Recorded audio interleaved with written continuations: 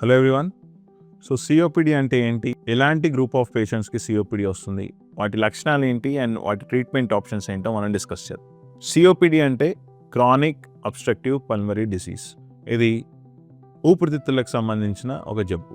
మేజర్గా స్మోకర్స్కి ఈ సిఓపిడి అనేది వస్తుంది. అలాగే నాన్ స్మోకర్స్, ఎవరైతే ఎక్కువగా పొల్యూషన్కి ఎక్స్పోజ్ అవుతారో, ఎవరైతే బయోమాస్ ఫ్యూయల్ అంటే ఎవరైతే వంట చేసుకోవడానికి ఈ కర్రల సాయంతో మంటని పుట్టిస్తుంటారో వాటి ద్వారా వచ్చే విషవాయువు పీల్చినట్టయితే కూడా సిఓపిడి రావచ్చు. అలాగే కొంతమంది పేషెంట్స్కి జెనెటిక్గా కూడా సిఓపిడి రావచ్చు. సో స్మోకర్స్ కావచ్చు, నాన్ స్మోకర్స్, ఎవరికైతే పొల్యూషన్ లేదా ఇలాంటి విషవాయువు పీల్చుకున్న వాళ్ళు కావచ్చు, అలాగే జెనెటిక్ ప్రాబ్లం ఉన్నా కూడా సిఓపిడి రావచ్చు.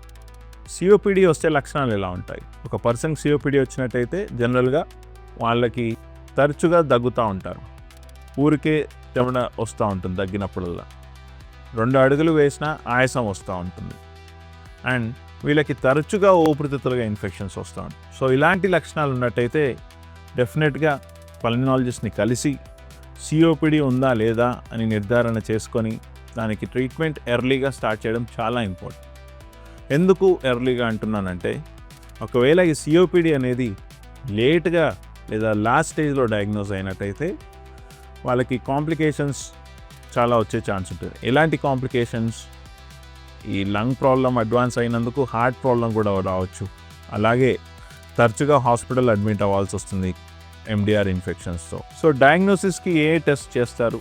ఒకటి పల్మనరీ ఫంక్షన్ టెస్ట్, అంటే ఊపిరితిత్తుల కెపాసిటీ టెస్ట్, ఇది ఒకటి. రెండోది చెస్ట్ ఎక్స్రే, అంటే ఛాతీ యొక్క ఎక్స్రే తీసి దానిలో సిఓపిడి చేంజెస్ ఏమైనా ఉన్నాయో చెక్ చేస్తారు. అలాగే ఒకవేళ అవసరమైతే ఏబీజీ అని ఇతరత్ర బ్లడ్ టెస్ట్ చేసి కూడా సిఓపిడిని మనం గుర్తించవచ్చు. Thank you.